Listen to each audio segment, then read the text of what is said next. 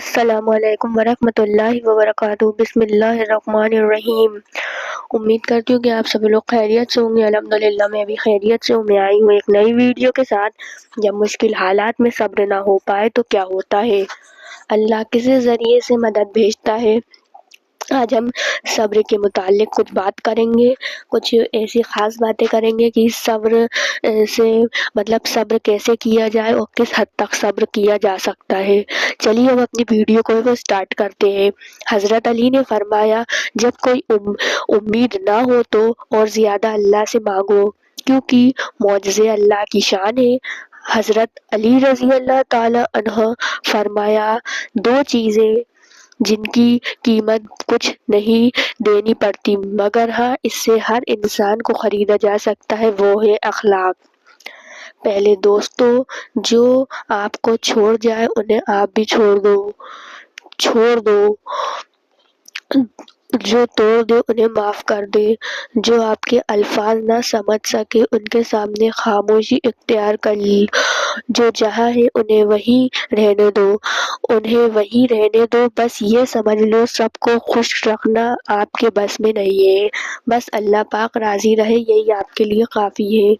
جانتے ہو جب انسان ٹوٹتا نہیں ہے اس میں عاجزی نہیں آتی، دل میں نور تبھی آتا ہے جب وہ ٹوٹتا ہے۔ جب انسان ٹھکرایا جاتا ہے تبھی وہ اپنے رب کی طرف توجہ ہو جاتا ہے۔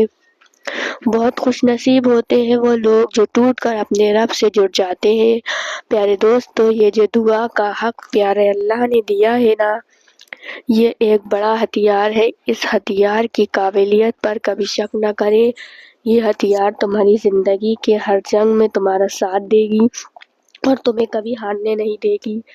جب کوئی دعا قبول ہونے میں وقت لیتی ہے نا تو تمہیں لگتا ہے کہ اب کہانی ختم ہو گئی اور وہ انسان دعا مانگنا ہی چھوڑ دیتا ہے، مگر شاید کہانی وہیں سے شروع ہوتی ہے۔ اگر اللہ نے تمہارے دل میں کسی چیز کی چاہت ڈالی ہے اور تمہیں دعا مانگنے کی توفیق بھی دے رہا ہے تو ہو سکتا ہے کہ اللہ تمہاری چاہت تک راضی ہو اور وہ تمہیں صرف آزما رہا ہو۔ یاد رکھنا، ہر انسان کی زندگی میں ایسے لمحات آتے ہیں جب حالات سمجھ سے پرے ہو جاتے ہیں، جب دل بوجھل ہو جاتا ہے اور ایسا محسوس ہوتا ہے کہ اب ہم سے صبر نہیں ہو پا رہا۔ لیکن دوستو، ایسے وقت میں اللہ کی طرف رجوع کرنا اور اس کے فیصلے پر صبر کرنا ہمارے لیے کتنی بڑی کامیابی کا ذریعہ بن سکتا ہے، یہ ہم کہاں جانتے ہیں۔ دیکھو دوستو، زندگی کے اس امتحان میں کتنی مشکلاتوں کا سامنا کرنا پڑتا ہے۔ کبھی خوش ہوتے ہیں، کبھی پریشان ہوتے ہیں، کبھی آسانی بھی ہوتی ہے، کبھی مشکلیں بھی آتی ہیں۔ پیارے اللہ قرآن میں فرماتے ہیں کہ کیا لوگوں نے یہ گمان کر لیا ہے کہ ہم ایمان لائے اور وہ آزمائے نہیں جائیں گے۔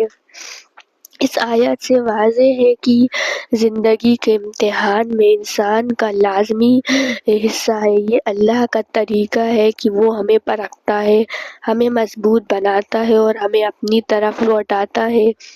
اور اس پر سب سے عظیم عمل جو پیارے اللہ ہمیں سکھاتے ہیں وہ ہے صبر۔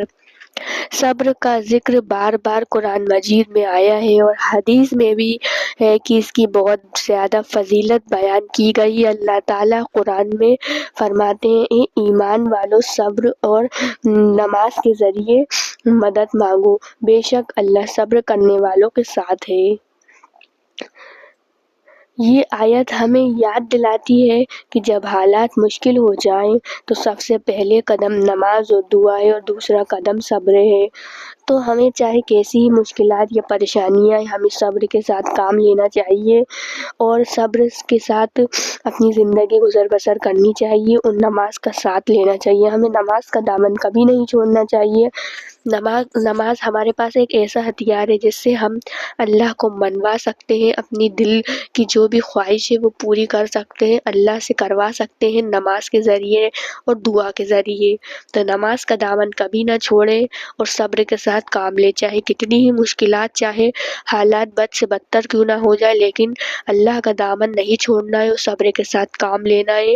انشاءاللہ تعالی اللہ جتنی بھی مشکلات اور پریشانیاں ہیں سب ختم کر دے گا۔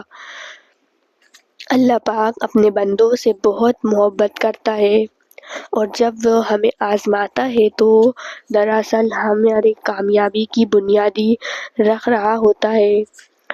رسول اللہ صلی اللہ علیہ وسلم نے فرمایا، سب سے زیادہ آزمائش انبیاء پر آتی ہے اور پھر وہ لوگ جن کا ایمان زیادہ ہوتا ہے۔ یہ حدیث ہمیں اہم بات سکھاتی ہے کہ آزمائشیں صرف مشکلات نہیں بلکہ ایک موقع ہے ایمان کے امتحان کا، لیکن ہم یہ سمجھنے کی کوشش کرتے ہیں کہ آزمائشوں کا اصل مقصد کیا ہے، کیوں ہمیں اللہ ایسی مشکلات میں ڈالتا ہے جن کو سہنا ہمارے لیے دشوار ہو جاتا ہے۔ تو یاد رکھو، مشکلات دل کی صفائی کرتی ہے۔ جب ہم دنیا کے مختلف معاملات میں الجھ جاتے ہیں تو اللہ ہمیں آزماتا ہے تاکہ ہم اپنے دل کو دنیا کی محبت سے پاک رکھیں اور اللہ کی محبت کو آزمائیں۔ جس طرح لوہے کو مضبوط کرنے کے لیے آگ میں ڈالا جاتا ہے، اسی طرح اللہ تعالیٰ ہمارے ایمان کو آزمائشوں میں ڈال کر ہمیں مضبوط بناتا ہے۔ ایمان کے بغیر صبر ناممکن ہوتا ہے، اور جب ایمان مضبوط ہوتا ہے تو صبر کا عمل آسان ہو جاتا ہے اور ان کے دلوں کو میرا اللہ اپنی محبت ادا کرتا ہے، پھر وہ دنیا سے بے نیاز ہو جاتے ہیں۔ اگر بہت زیادہ پریشان ہو تو تہجد پڑھنا شروع کر دو، کیونکہ تہجد میں بہایا گیا ایک آنسو ساری زندگی بدل دیتا ہے۔ سچے دل سے مانگی گئی ایک دعا آپ کا نصیب بدل دیتی ہے۔ اس لیے دوستو، تہجد پڑھنا شروع کر دیں۔ انشاءاللہ مانگی ہوئی آپ کی ساری دعائیں قبول ہو جائیں گی، آمین۔